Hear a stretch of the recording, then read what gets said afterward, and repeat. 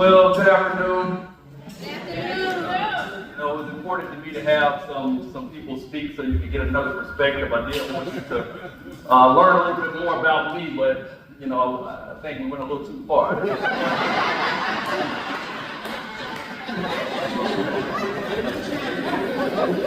want to get a little bit better perspective. And we all learned a little bit today. So, but before we go any further, man, I got to shout out my beautiful wife, Dawn, man, my daughter, Chloe, and son, Clinton Jr. I gotta say, like, everything I do a lot, man, but just being able to go home to a home with so much love allows me to recharge and get back out there and go do it again the next day. So, thankful for y'all, and I really couldn't do it without them, so thank you so much.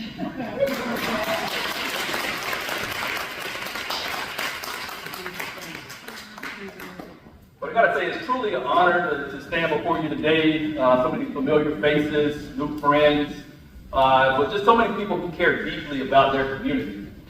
You know, as I look back at, 6.5 years ago, you all put your trust in me. You believed that together we could build a better community for ourselves and for our families. And I don't take that lightly. I'm not only a son of this city, but I grew up right here in this district. I went to school at Sun Valley Elementary. I checked out books at the Springville Road Library, and I spent countless hours playing baseball and football at Huffman Ballpark. I can truly remember what community looks like. I can recall a time when new neighbors were visited by members of the community. One, to make sure they felt welcome, but also to ensure they understood what the standard was for the community and ensure they understood what it meant to be a good neighbor and what was expected of them. I can remember a time when community took that personal responsibility to ensure that standard was maintained. And it's just so incredible what we can do together. But before, we go any further, because we accomplished so much together already. We've accomplished almost every goal that we set out. But before I get into talking about our achievements, I want to make one thing very clear. Every achievement that I'm about to talk about, every accomplishment that we're about to discuss is all because of you. Without you, we would not have been able to be in a position to accomplish these things. It's the mother who attended the community meetings. It's the seniors who were willing to share their wisdom with us.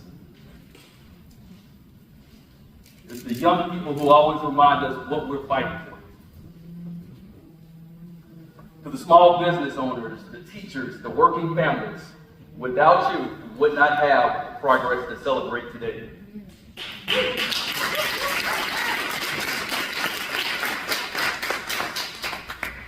So when I came into office, the number one issue that was brought to me over and over and over again was around street paving. I was getting phone calls, I was getting text messages, I was getting emails, I was getting social media comments, I was getting letters in the mail, I was getting smoke signals, I was getting tapped on the shoulder in the grocery store. And everybody was talking about, you need to have a plan for street paving. What are you going to do about street paving?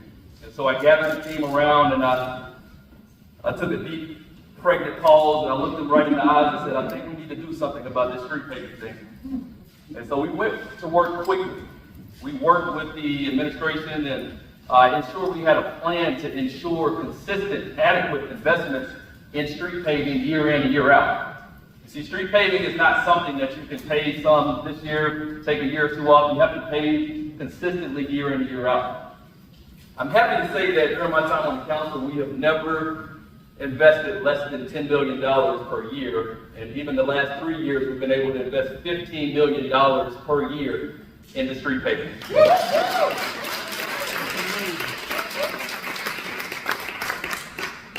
That's a significant investment, but at the end of the day, our streets matter. Your daily commute matters. The path that your children walk to school matters.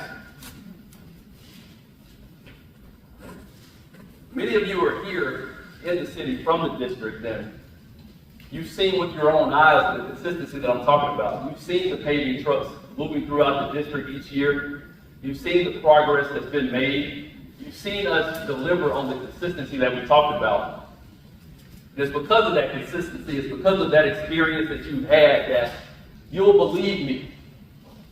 You'll believe me even if your road wasn't one of the 96 roads that's been paved in District 1 since 2019. And you'll even believe me if your road wasn't one of the 26 roads that's going to be paved this year. Because you've seen it with your own eyes, you will believe me when I tell you, we are coming.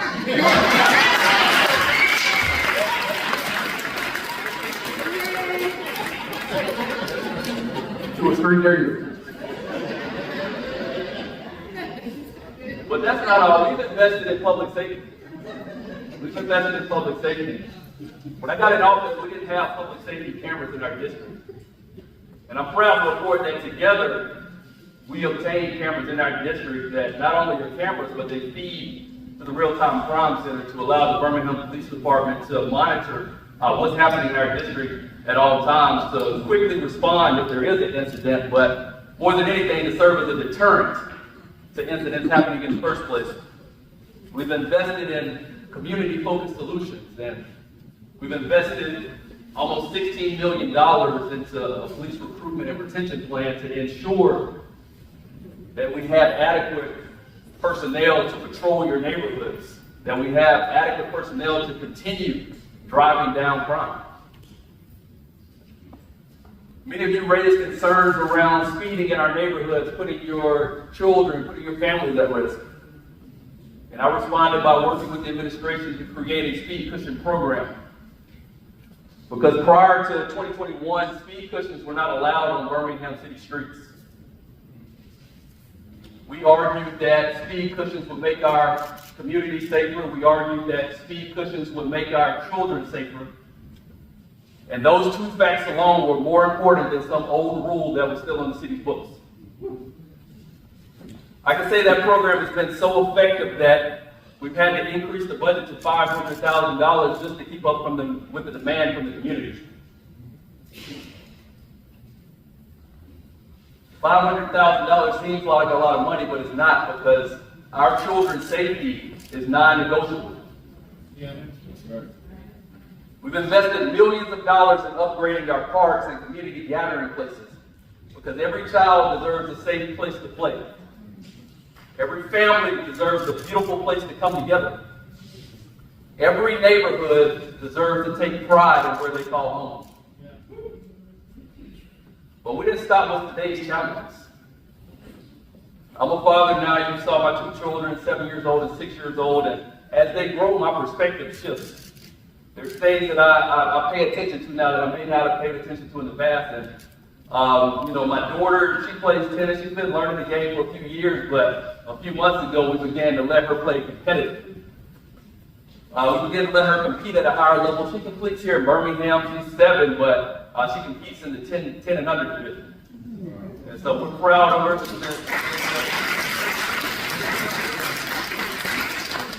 We're proud of the work she's done. She's competed very well, but I wanted her to see what the best look like. What do the best players in the country look like? I wanted her to understand that when she was practicing, she's not just practicing to beat the kids that she can see. You need to understand, what does the best look like? And so over Memorial Day weekend, my wife and I loaded up the car and we drove to Dallas, Texas, so that she could compete in the tournament against the best players in the country. And at her very first match, she had to play the #1 girl in Texas. Yeah. I mean, this girl was bad. She had all kind of endorsement deals. She had a Wilson deal. She had been playing competitively for years. And she was the real deal. And so Chloe went out there, she battled. She actually played some of her best tennis. I was excited to see her raise her level of play, but you could tell that there was more experience on the other side, that there had been more work put in on the other side, and she lost convincingly. And she continued to battle. I was very proud of the way she shook that off and continued to compete throughout the tournament, but something about that first match stuck with me. I had the opportunity to hear that father's story. He was a father that learned of his daughter's dream, and he stopped what he was doing. He taught himself how to play tennis so that he could train with her and help her get better and help her put in extra work. And because I'm a parent now, I look at that differently. You know, as parents, we often hear, you know, what our responsibility is or what we have to do and kind of what the minimum requirements of parenting are. But when I think about it, I look at it differently, whether it's parenting or whether it's our community. I think about what is really possible if we gave our children all we could. That's good. What's really possible if we showed them infinite possibilities. And that's why I invest in the next generation so heavily. That's why every kindergartner in District 1 received their very own first library.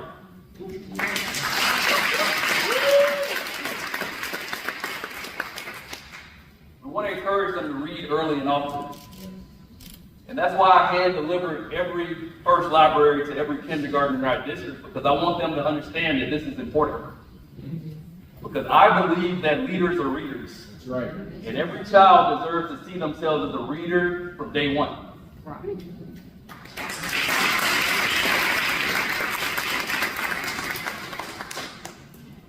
We're bringing innovative solutions like placing a grocery store inside of Huffman Middle School, which is right across the street. I think we've all heard stories or concerns around, are all the children eating 3 meals a day? Or I think I have a student in my class that comes to school hungry. And so placing a grocery store inside of our middle school gives us the opportunity to bring an innovative solution to solve this problem. Because no child deserves to go hungry. That's right.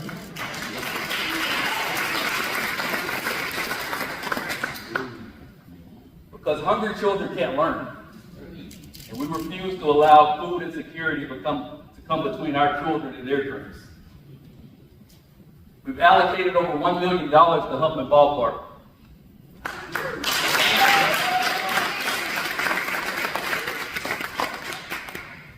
I can personally attest to the importance and the value of these community spaces, these ballparks, being right here in our community. I'm a product of Huffman Ballpark. I'm not exaggerating when I say I spent 5 days a week at that park playing baseball and football. If I wasn't practicing, I was playing a game. If I wasn't playing a game, I was working in the concession stand. If I wasn't in the concession stand, I was begging somebody to let me drive the riding lawnmower so I could cut the grass. But it's more than that. Many of the lessons that I lean on today were developed on that field. Teamwork, camaraderie, understanding that you'll never win unless you work with others. Overcoming adversity. How to get back up after you get knocked down. I won my first fight at Huffman Ballpark.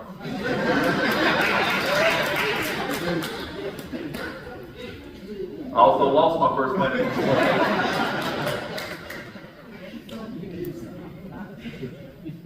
From paving roads that we drive on every day to cleaning up our communities where we raise our families to mentoring the young people who are our future. We've been doing the work. The sometimes unglamorous work of building a community where everybody can thrive. Friends, what we've accomplished over the last 6.5 years is not just a list of projects. It's proof of what's possible when leadership listens, when the government serves, and when a community refuses to settle for less than it deserves.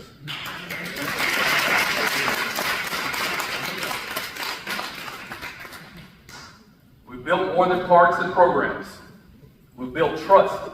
We've built momentum. We've built hope. I'm not just a representative of District 1. I'm the beneficiary of a loving community that wrapped their arms around me and pushed me to become the man that I am today.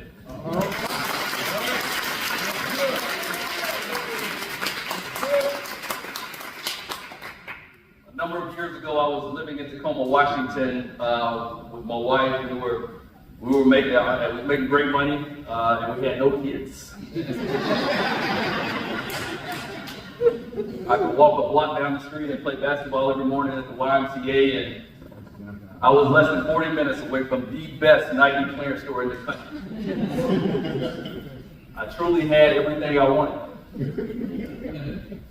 or so I thought.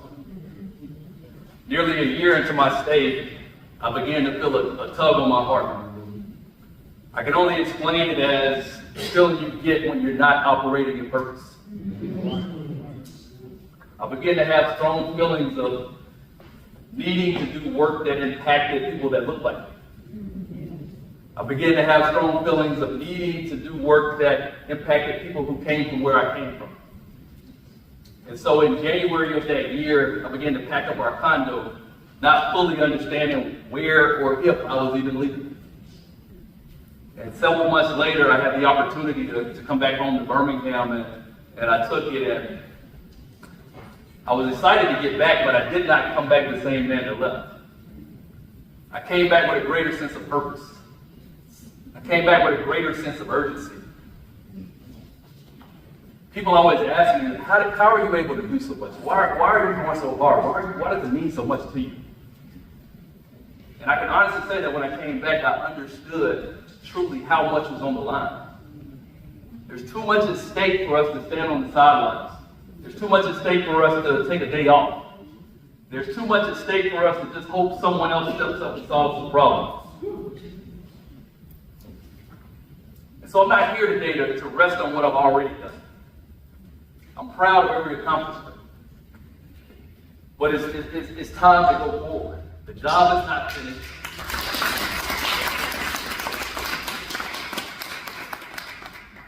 There's still more to build. There's more to fix. There's more to fight for.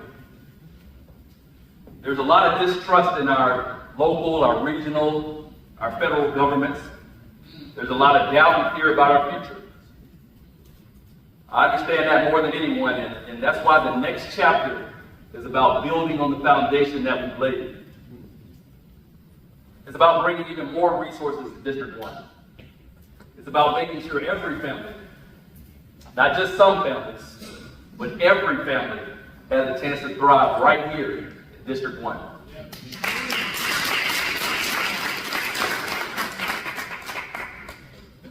But to make that dream a reality, we have to take on our challenges head on. You see, I feel no need to sugarcoat anything.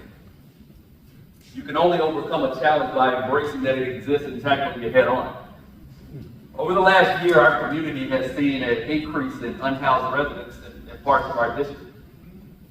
We're presented with a difficult situation that requires both compassion and decisiveness.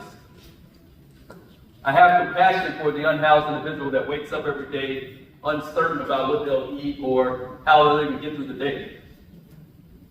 But I represent the father who has some unease about a group of unhoused individuals taking up residence in the tree line behind his home, yards away from where his children play.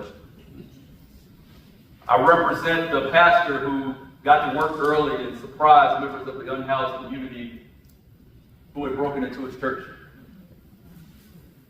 That's why this year we've invested over $500,000 into putting more hands and feet to work to achieve this goal. Whether it's connecting people with safe housing, whether it's substance abuse help, whether it's mental health assistance, a job that they desire to get on the positive track. We also have to recognize that everybody has access to public space, and everybody has the right to be there. Again, I say this is a difficult situation that requires both compassion and decisiveness. But I have no doubt that together we will rise to meet this challenge just as we have risen to meet many in the past.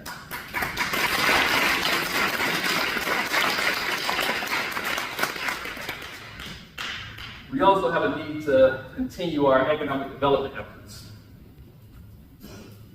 We need to fill every vacant building on the parkway.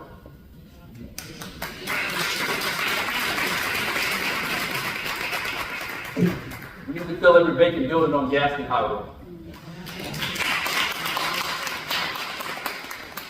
We need more businesses in the Queensbury Shopping Center. You see, District 1 possesses many of the markers required to spur on economic development. And so it's time for us to have a real conversation around coming together and making a real push towards a resurgent out east. And that starts with hard conversations like supporting the businesses that are in your community.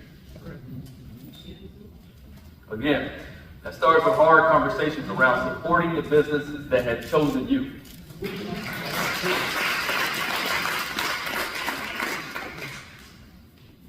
We've achieved a lot in our time together. A lot of wins, a lot of our initial goals, and I know that we can rise to meet any challenges that come our way. But I also understand that we can't do it alone. I understand that I can't do it alone. And that's why I'm asking for your support. Together we can accomplish so much. Let's send a message to all of Birmingham about what's possible through collaboration. Let's be the example right here in District 1 that the rest of the city can aspire to.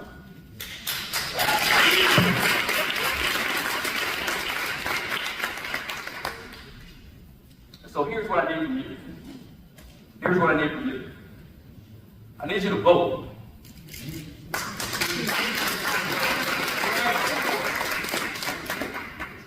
I need you to have that conversation and make sure your friends and family are registered to vote. Make sure they know where their polling location is. Make sure they're armed with accurate, factual information. I need you to donate. I need you to scan the QR code on one of those sheets scattered so eloquently across the room. Or see the young lady at the table on your way out the door, because we're doing the hard work of getting votes out to the polls, of going out to educate residents one at a time if necessary. Because the work we're doing is important, and I value it enough to never shortchange it. I also need you to volunteer. You will be surprised what 1 or 2 hours a month could have in terms of impacting the campaign.